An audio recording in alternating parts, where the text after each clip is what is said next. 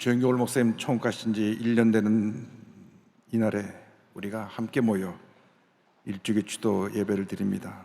히브리서 11장 13절로 16절 말씀 가지고 영원한 본향이라는 제목으로 함께 말씀의 은혜를 나누기 원합니다. 지난 9월 8일 온 세계가 주목하는 가운데 영국 엘리자베스 여왕이 96세를 일기로 세상을 떠났습니다.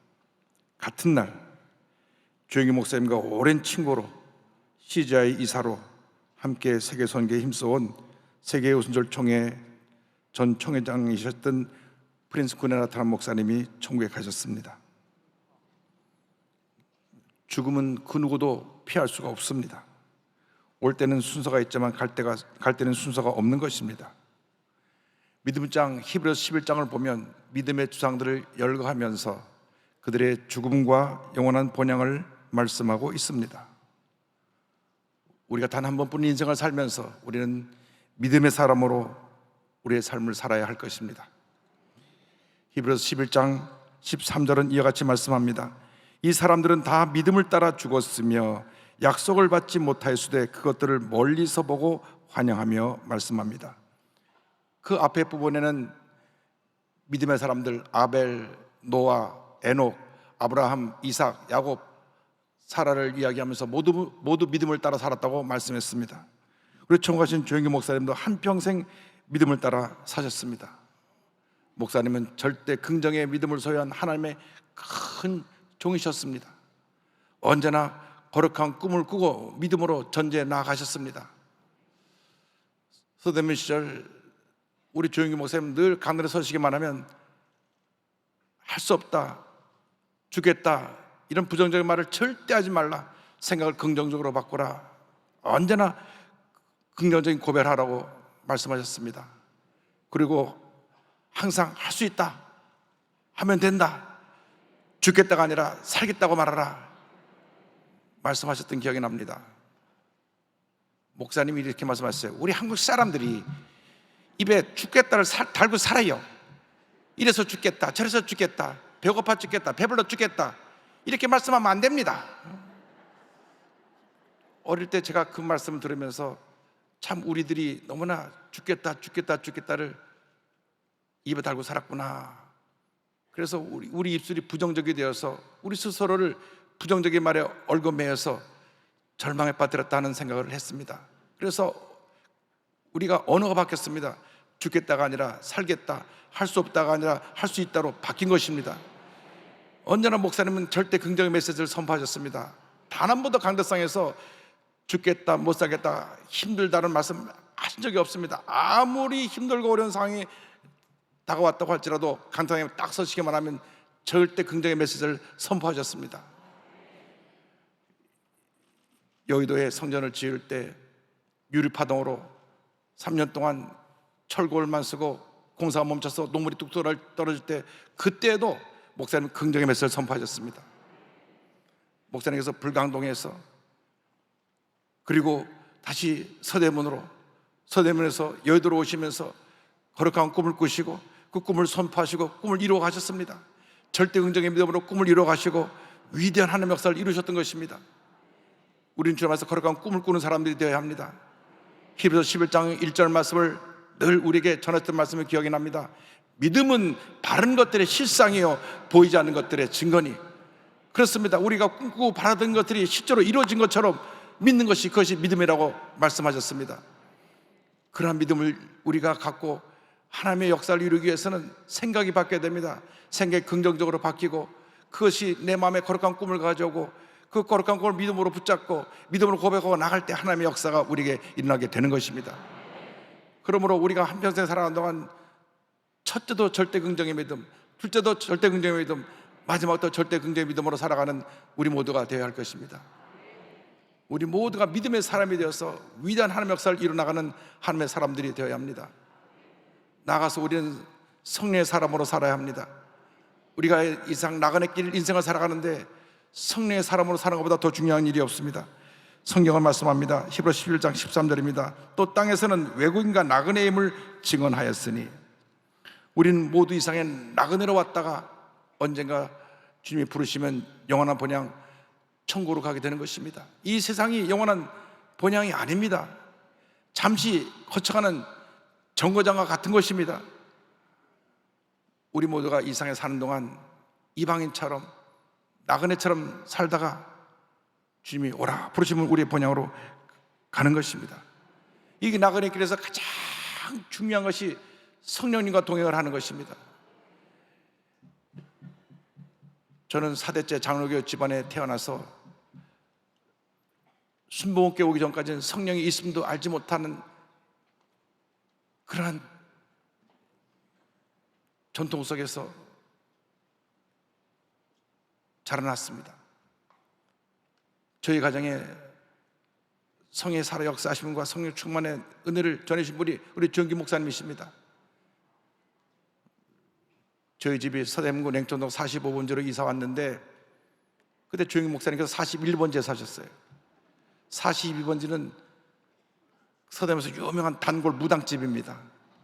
얼마나 목사님을 괴롭고 힘들게 했는지 모르는데 어느 날 하나님이 치셔가지고 그 유명한 단골 무당이 죽어서 밤에 몰래 관이 나갔습니다. 그런데 우리 할아버님이 서대문에 이사 오니까 새벽 예배를 가시기 위해서 바로 5분 거리에는 그 당시 순복음 중앙교회로 나가기 시작하셨습니다. 한 석 달을 새벽에 갔다 오시더니 전 그날이 기억납니다. 64년 4월 달인데 제가 초등학교 4학년 때인데 우리 가족을 모아놓고 이번 주일부터 우리 가정은 이 앞에 있는 순복음교회를 나간다. 내가 석 달 동안 새벽 예배 참석해서 예배를 들어보니까 얼마나 젊은 주영이 성령으로 충만하고 말씀이 살아 역사하는지 모르겠다. 그래서 이번 주부터 우리는 순복음교회로 간다. 그때 저희 부모님과 저는 충무로가에 있는 충육교회를 다녔는데 이번 주부터 저희가 순복음교회를 갑니다 하고 저희 부모님이 김창희 목사님께 가서 보고를 하니까 김창희 목사님이 펄쩍 뜁니다. 왜 많고 많은 교회 가운데 순복음교회를 가냐고. 거기 좀 이상한 교회라고 소문이 났는데 왜 거기 가냐고. 그도 그럴 것이 제가 64년 4월 달에 순복음교회 와보니까 예배를 드리는데 찬송을 부를 때 박수를 칩니다. 전 처음 봤습니다. 박수 치면서 찬송하는 예배를 그때 처음 드려봤고, 그 다음에 조영기 목사님 탁 서서 말씀 전하시는데 얼마나 말씀이 빠르신지 그런 것입니다. 크래셔 하는데 한 절반은 못 알아듣겠어요. 그 다음이 더 큰 문제였습니다. 다 같이 통솔을 기도합시다 하는데 막 폭포가 쏟아지는 그런 우레 같은 기도를 드리는데 옆에서 막 이상한 알도 듣도 못하는 말을 막 방언이 지금 보니까 방언이에요. 막 방언으로 기도하고 막 통솔 기도하는데 기도가 그치지 않습니다. 야, 내가 좀 이상한 데 왔구나.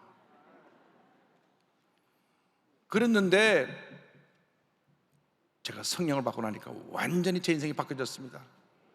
제가 장로교에서 신앙생활 할 때는 성령이 있음도 알지 못하고 성령 충만이 뭔지도 들어본 적도 없고 통성기도 해본 적이 없고 예배 시간에 박수 쳐본 적도 없고 그 당시는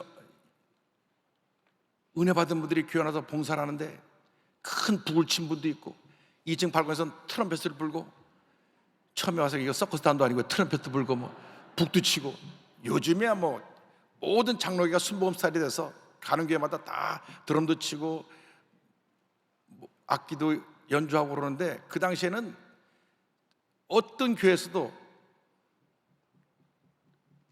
북치고 트럼펫 불고 하는 교회가 없었습니다.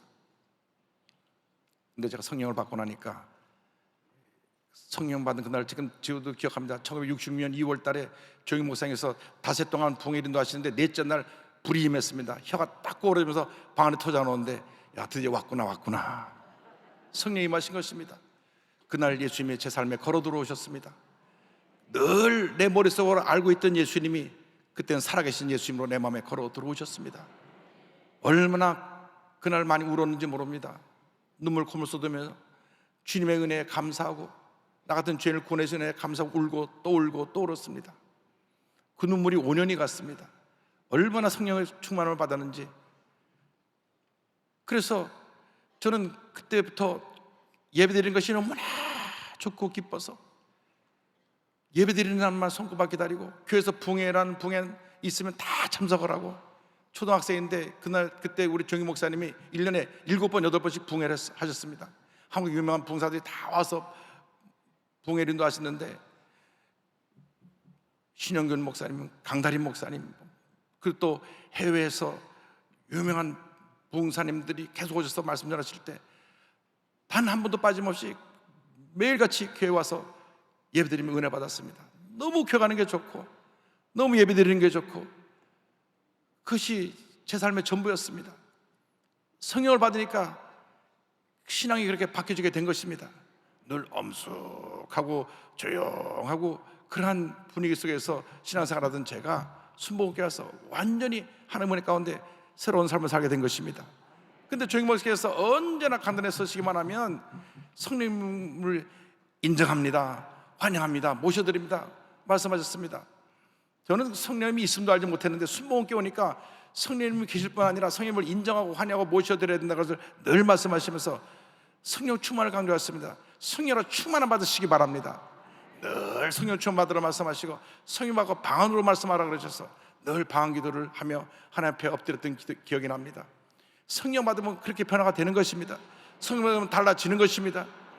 성령을 받아도 되고 안 받아도 되는 것이 아니라 반드시 성령 충만 받아서 성령에 사로잡혀서 하나님의 영광을 살아갈 때 하나님께서 우리에게 큰 은혜를 내려 주실 것입니다. 우리가 지금 풍요로움 속에서 살다 보니까 옛날만큼 간절한 그런 부르짖음이 사라졌습니다.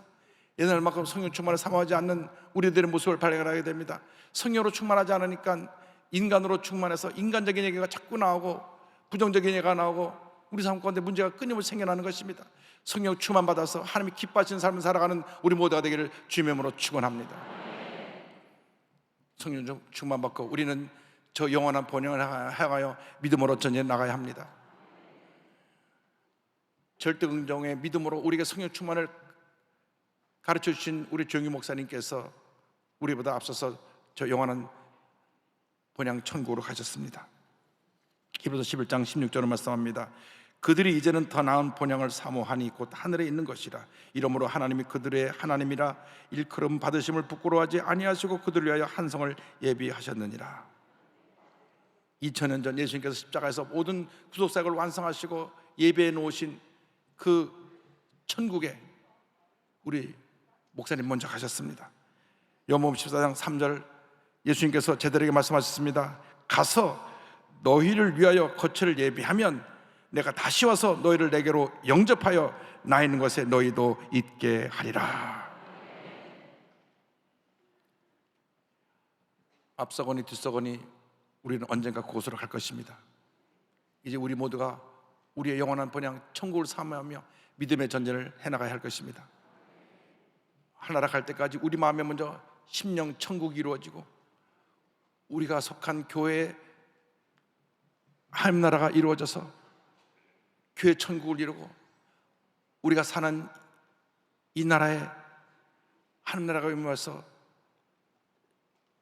이 땅이 주님의 나라로 변화되어 하나님의 큰 은혜가 임하는 나라로 변화되는 놀라운 역사가 임해야 될 것입니다. 우리 각자에게 심령 천국이 이루어져서 영혼이 잘된 같이 범사가 잘되며 강화되는 삼중 축복의 은혜가 임해야 할 것입니다. 예수를 믿고 나면 십자가 대속의 은혜로 말미암아 영혼이 잘되게 되고, 영혼이 잘되면 범사가 잘되게 되고, 범사가 잘되게 되면 영혼간의 강건함의 축복이 다가오게 되는 것입니다. 그리고 교회 천국이 이루어져서 예수님께서 십자가에서 이루신 중생의 복음, 성령 충만의 복음, 신유의 복음, 축복의 복음, 천국과 재림의 복음의 열매가 주렁주렁 맺혀야 될 것입니다. 그래야 이 오중복음의 역사를 모든 교회가 잘 이루어서 날마다 교회가 부흥하고 성장하여 지역사회를 변화시키고 하나님의 위대한 역사를 이룬 교회가 되어야 할 것입니다. 뿐만 아니라 온 세상에 천국이 임하여서 사천의 영성으로 사람들의 생각을 변화시키고 사람들이 거룩한 꿈을 꾸게 하고 믿음으로 꿈을 붙잡고 입술로 고백하며 나아가게 하는 그러한 역사를 우리가 이루어야 될 것입니다. 그것이 우리 모두에게 주어진 숙제입니다. 우리가 예수 믿고 나 혼자 예수 잘 믿고 잘 살다 가는 그것이 우리의 삶의 본분이 아닙니다. 예수를 믿는 순간 우리에게 사명을 주셨습니다.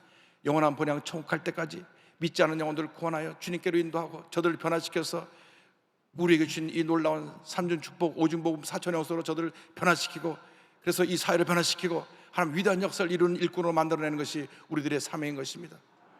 우리 조영희 목사님 한평생 그 귀한 사명을 잘 감당하시고 5대학 6대를 다니며 목이 터져라 천국복음을 선포하시고 수많은 병자를 고치시고 놀라운 성의 역사로 가는 것마다 부흥의 역사를 일으키시고, 그리고 주님이 부르셔서 주님 품에 안기셨습니다.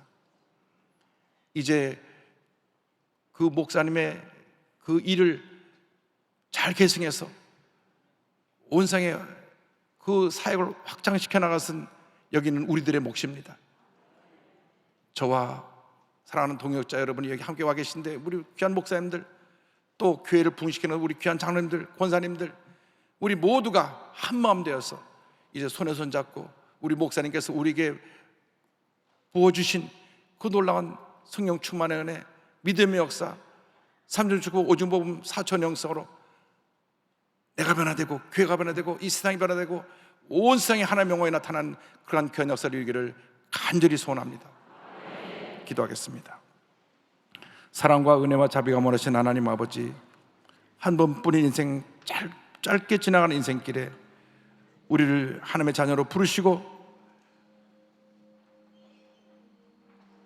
성령으로 충만케 하여 주셔서 하나님의 귀한 자녀로 쓰임받게 하심을 감사합니다. 사랑하는 조영기 원로 목사님, 천국 가셔서 지금 이곳을 내려다보시며 기도하고 계시고 축복하고 계실 줄로 믿습니다. 간절히 소원하오니 우리 모두가 성령 안에서 한마음 되어 목사님 남겨주신 귀한 영적인 이 유산을 잘 이어가게 하시고 잘 계승하게 하여 주셔서 하나님의 위대한 역사를 이루어나가는 저희 모두가 될 수 있도록 은혜 내려 주옵소서. 예수님의 이름으로 기도 올리옵나이다. 아멘.